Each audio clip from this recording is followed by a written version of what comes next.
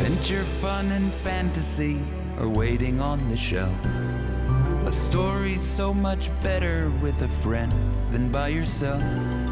The cover picture is a doorway to another land. So gather round and let the story take us by the hand. We're telling tales with friends, and we've got plans for you. GaaGaa's playing Goldilocks, this bear is peekaboo. Here's Tillie, Larry, and our Harry, great to have you all. Stories are for everyone, the young, old, big, and small. Tales and Friends. The Three Little Pigs. The Three Little Pigs are played by GooGoo, GaaGaa, and Peekaboo.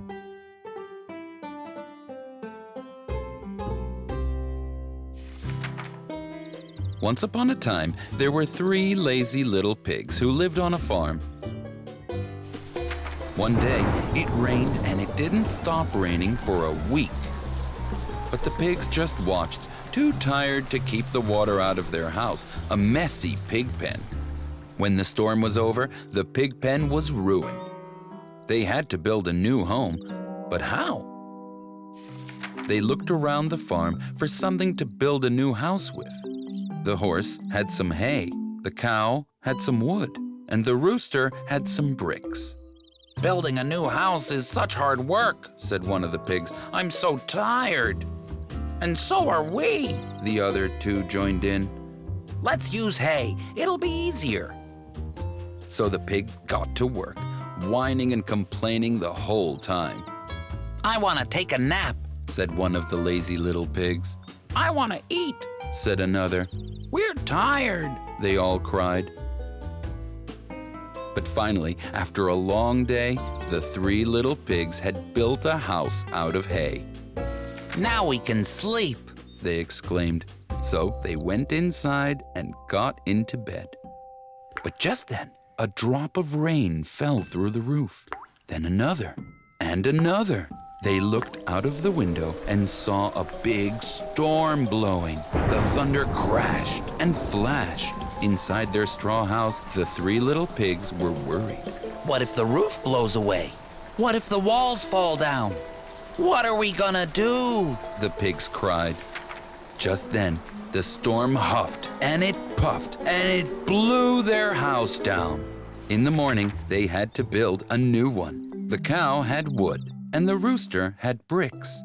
"Bricks are too heavy," said the pigs, so they decided to use wood instead. It was easier. This time, they whined, but not as much as before. "I want to take a nap, but I'll wait till after we build the house," said one of the pigs. "And I want to eat, but I'll wait too," said another. "We'll rest later," they all cried. Finally, after a long day, the three little pigs had built a wood house. "Now we can sleep," they exclaimed. At night, they went inside and got into bed. But just then, a drop of rain fell through the roof. Then another and another. They looked out of the window and saw a big storm blowing outside their house again. The thunder crashed and flashed. Inside their wood house, the three little pigs were worried again. The storm huffed and it puffed and it blew their wood house down. In the morning, they had to build another house. But this time, they needed something stronger than hay or wood. The pigs remembered the rooster's bricks. They were heavy and would take a lot of work, but the pigs didn't care anymore. "Let's get to work," they all cried. "We're not tired." They jumped up and started building with the bricks. They didn't whine or complain at all. Finally, after a long day, the three little pigs had built a brick house. At night, they went inside their new home to get ready for bed. But just then, they heard a drop of rain on the roof. Then another and another.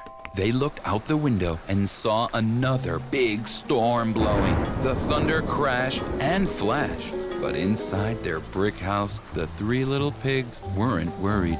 "The roof is too strong to blow away. The walls are too thick to fall down. We worked hard and built a strong house." And they were right. The storm huffed and puffed, but it didn't blow their house down. The next morning, when the storm was over, the three little pigs walked outside to admire their new house. They learned that if you work hard and work together, you can do anything. And from that day on, the three little pigs were never lazy again. The end.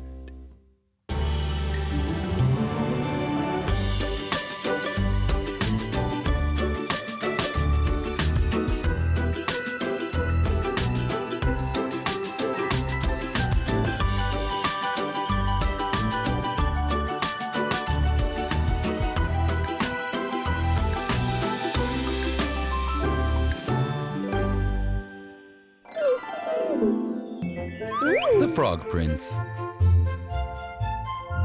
The frog is played by GooGoo. Penny is played by GaaGaa. The friends are played by the color crew. Once upon a time, there was a little girl named Penny. Penny was great at bouncing her bright yellow ball. She bounced it all around the house. She bounced it out the front door. She bounced it to the playground. She bounced it to the park, and finally, she bounced it so high in the air that it landed right in a pond. Splash! She ran to the edge of the pond and tried grabbing it, but the ball was floating away. Then she grabbed a long branch from a tree and tried reaching the ball, but it was even farther away now. How would she ever get her ball back? Poor Penny and her poor yellow ball. Just then, she heard a friendly ribbit from across the pond. Ribbit, ribbit. There was a frog watching her from a lily pad. Do you need help getting your bright yellow ball out of the water? The frog asked as he swam over to her. Penny was surprised. She had never heard a frog talk before.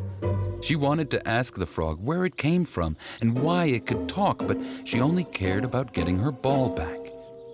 So she just nodded. I can swim out to the ball and get it back for you, the frog said. but only if you make me one promise. What promise? Penny asked. I will get your ball for you if you promise that tomorrow I can play with you and your friends.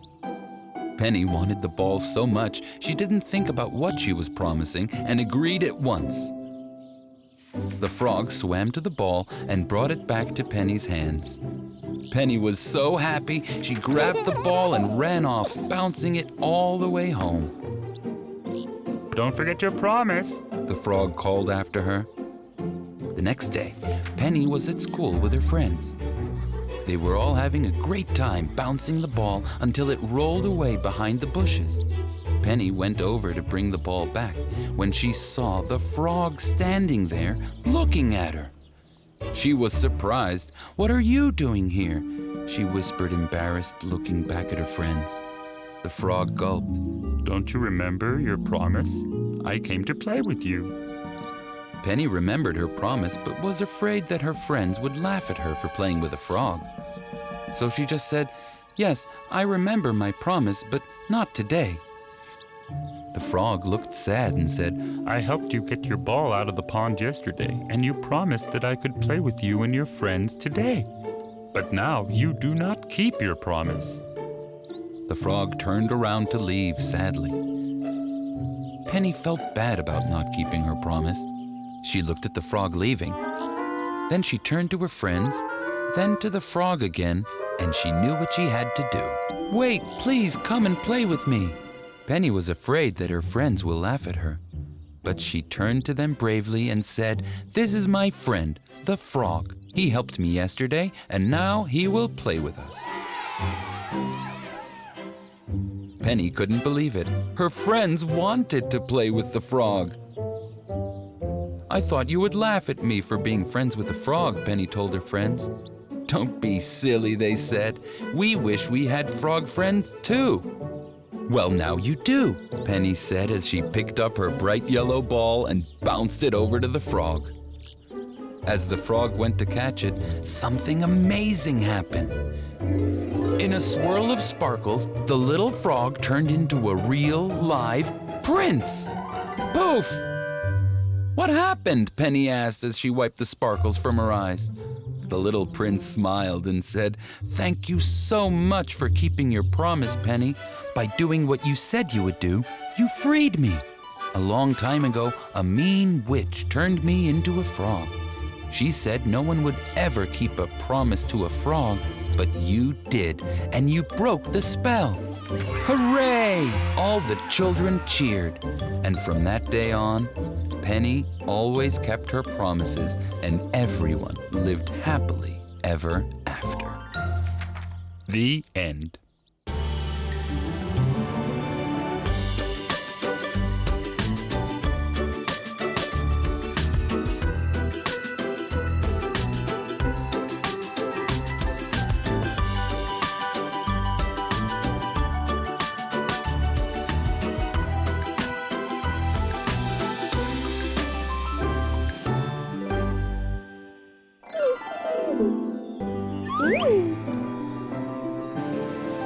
Adventure, fun, and fantasy are waiting on the shelf.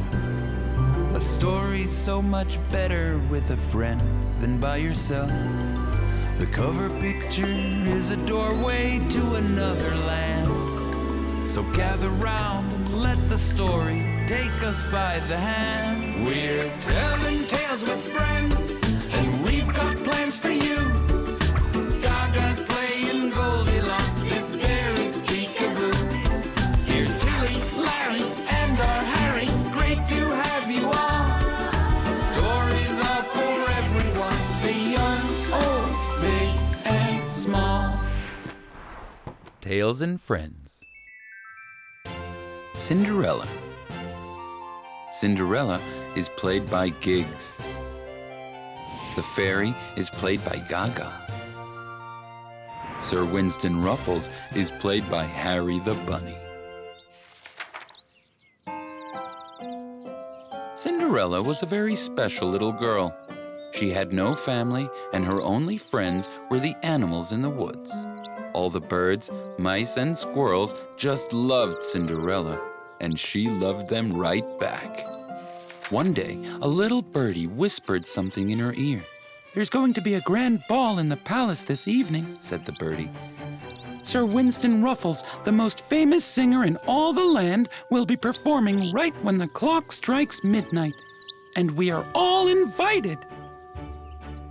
Cinderella was so excited that she gave the birdie a big kiss and ran off to her house to pick out a dress to wear.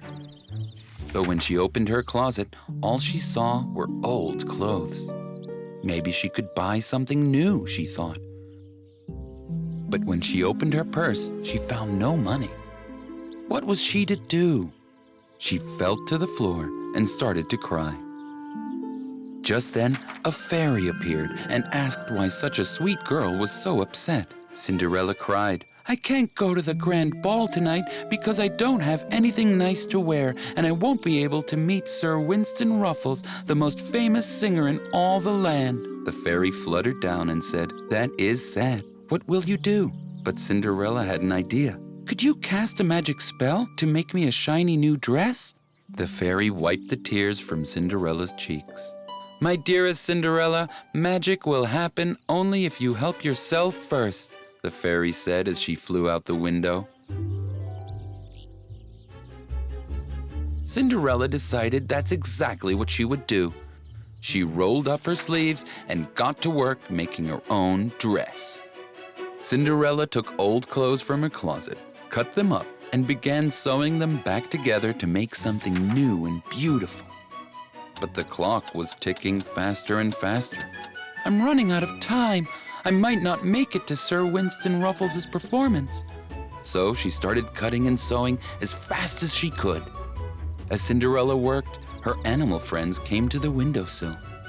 "Look, Cinderella needs our help," they shouted.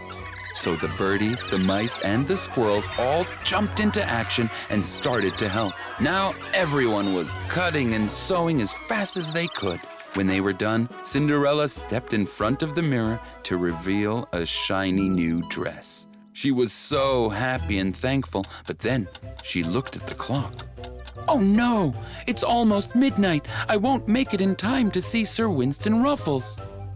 Cinderella fell to her knees and started to cry. Just then, the fairy fluttered through the window. My dear Cinderella, she said, you did your part. You helped yourself by making a beautiful dress. Now it's time for me to help you get to the ball on time. With some magic. The fairy smiled and waved her wand high into the air, casting a magical spell. Suddenly, the pumpkin by the door turned into a carriage. The mouse turned into a horse, and the squirrel turned into a driver. Your carriage awaits, my dear, said the fairy. Cinderella thanked the fairy, jumped into the carriage, and off they went as fast as they could towards the palace. As the carriage pulled up to the palace, Cinderella opened the door, jumped out, and ran up the stairs towards the ballroom. Just as she reached the top of the steps, one of her slippers slipped off, and she fell to the ground. She looked up at the clock and saw that it was almost midnight. She was too late. Just then, she heard a kind voice ask, "Is this yours, my friend?" She wiped away her tears and saw Sir Winston Ruffles, the most famous singer in all the land, holding her slipper. He helped her up off the ground and slid the slipper back onto her foot. "May I escort you to the ballroom?" he asked. Cinderella smiled and walked with him towards the ballroom just as the clock struck midnight. The end.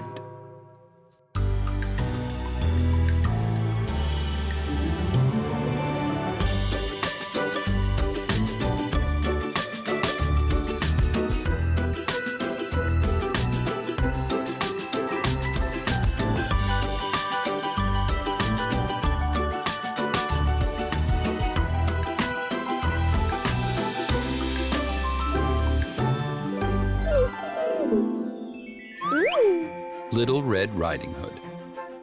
Little Red Riding Hood is played by Giggs. The mother is played by Al. The granny is played by Eve. The wolf is played by Hugg.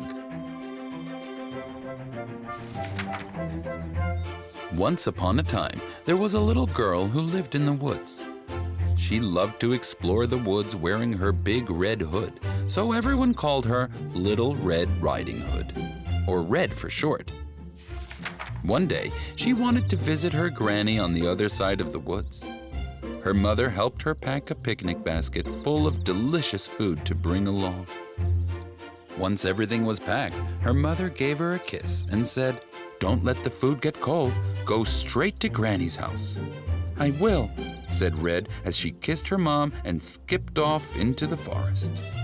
As she ran through the woods, the smell of the food in the basket attracted many furry friends. First, a fluffy squirrel scurried up and gave the basket a sniff. "I would sure love a bite of that apple pie," the squirrel said, rubbing his belly. "And I would love to give you a bite," Red smiled, "but this is for my granny, and it's getting cold, so I have to be going." The squirrel understood and waved as Red went on her way. Then a little blue jay flew down from a tree. "Something smells delicious," she chirped. "I would love a bite of that bread." "Sorry, this is for my granny," Red smiled, "and it's getting cold, so I have to be going." The blue jay understood and waved as Red went on her way. Then another animal crept out of the woods. It was a big wolf with big ears, big eyes, and big white teeth. The wolf seemed a bit scary to Red. "What delicious food you have," the wolf growled. "I would love a bite of everything." Red didn't like the wolf, but she was still polite. "I would love to give you a bite," Red said, "but this is for my granny, and it's getting cold, so I have to be going." And with that, she left the wolf in the woods and continued to her granny's. But the wolf was really hungry and wanted that food, so he ran to Granny's house as fast as he could. When he got there, he saw that Granny was down by the stream washing her clothes. So he had an idea. He would sneak into the house, dress up like her, and trick Red into giving him the food. As the wolf got into Granny's bed, wearing her nightgown and cap, Red opened the front door. "Granny," she yelled, "I'm here with lunch." The wolf disguised his gruffy growl with a high voice, shouted, "Hi, dear! Why don't you bring the food here?" Red ran into Granny's room. She looked at her Granny, but something didn't seem right. "Why do you have such big ears?" she asked. "Oh, these," said the wolf, trying to sound like Granny. "The better to hear you with, my dear." Red wasn't convinced and stepped closer. "And why do you have such big eyes, Granny?" "The better to see you with, my dear," the wolf said impatiently. But Red still wasn't sure, so she stepped even closer. "And why do you have such big teeth?" "The better to eat that delicious food," the wolf answered as he jumped from the bed, trying to grab the basket. "You're not my Granny," Red yelled. "You're the big bad wolf from the woods." Just then, Granny came into the room. "Is that you, big bad wolf?" The wolf jumped out of bed with his tail between his legs. "Yes," he said. "I'm sorry for lying, but I was just so hungry." "Well," Granny said, "I don't like lies. Not from people and especially not from big bad wolves. But if you are truly sorry, you can have lunch with us." "I'm sorry," said the wolf, and promised to never lie again. Granny celebrated by inviting everyone in the woods to enjoy a delicious picnic. The end.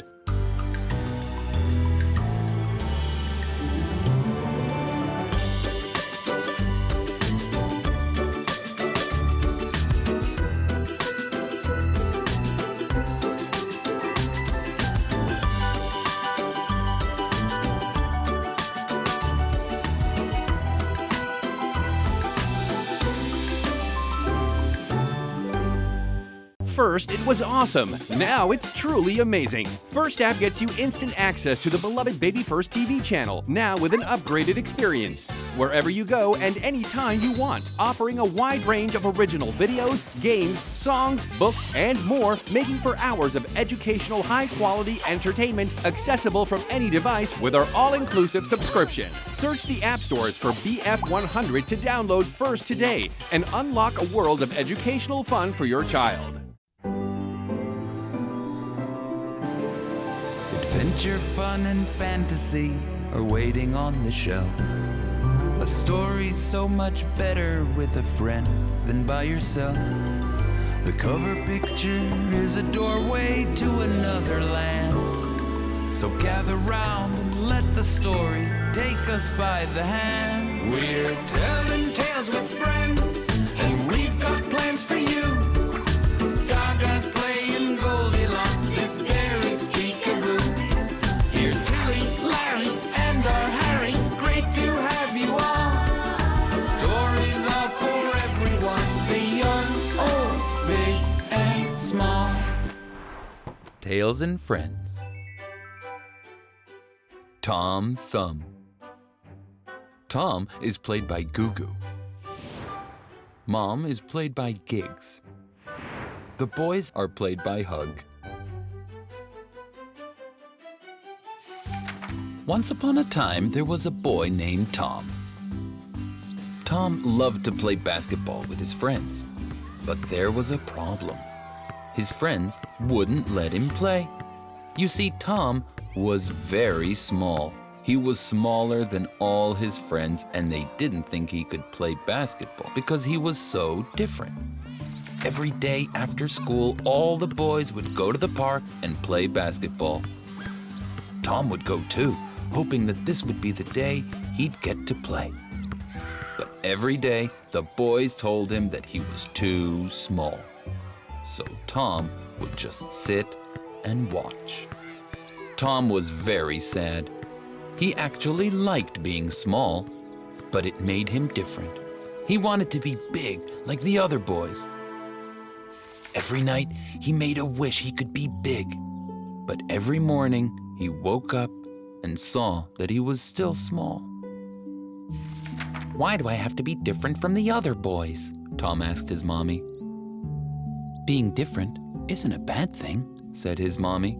"Being different can be good. It means that you are special." But Tom didn't feel very special. He just felt sad. The next day, Tom went to the park, hoping that this would be the day the big boys let him play. But when they didn't, he started to cry. He cried and cried until he heard someone else crying too. He opened his eyes and saw one of the big boys had fallen into a bed of roses. The boy was holding up his hand and pointing to a thorn that was sticking out. "It hurts!" cried the boy. "Someone get it out!" The other big boys tried to take the thorn out, but their hands were too big. "If only we had someone with tiny little hands," the bigger boy cried. "Then they could help me." The boys looked around. Who had the tiniest little hands? Tom looked at his hands. His hands were tiny. He could help. "I can help you," Tom said. The boys looked at him. "You can?" they asked. "Yes," Tom said. "I can try." So Tom went over to the boy, climbed up on his hand, and used his tiny little hands to hold on to the thorn. He grabbed it tight and pulled it with all his might until the thorn came out. "Hooray, you did it! Thank you," the boys cheered. Tom was so happy. He ran home to tell his mommy about what he did. "See," said his mommy, "being different is a great thing." "Yes, it is," agreed Tom. "All the other boys are the same size and they couldn't help. But I am different. I am smaller than the others. And if I weren't so little, I couldn't have helped my friend." "So, are you still sad that you were different?" asked Mommy. Tom shook his head. "No, now I am happy. You were right. Being different makes me special." The next day, after school, when all the boys went to the park to play basketball, they asked Tom to play with them. The big boy even came up to Tom and apologized for being mean to him. "We're sorry we didn't let you play before. We didn't think you could because you were so different. You were so small. But now we know that we were wrong. There's lots of things you can do." "Right," said Tom as he picked up the basketball and hopped onto one of the big boy's shoulders. Together they ran down the court and made a basket. Swoosh! The big boys never told Tom he couldn't play with them again. And Tom never felt sad about being different ever again. The end.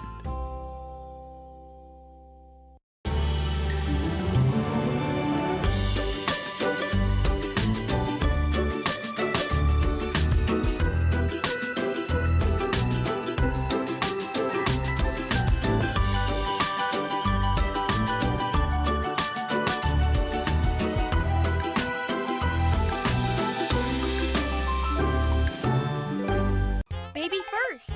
Click the subscribe button below.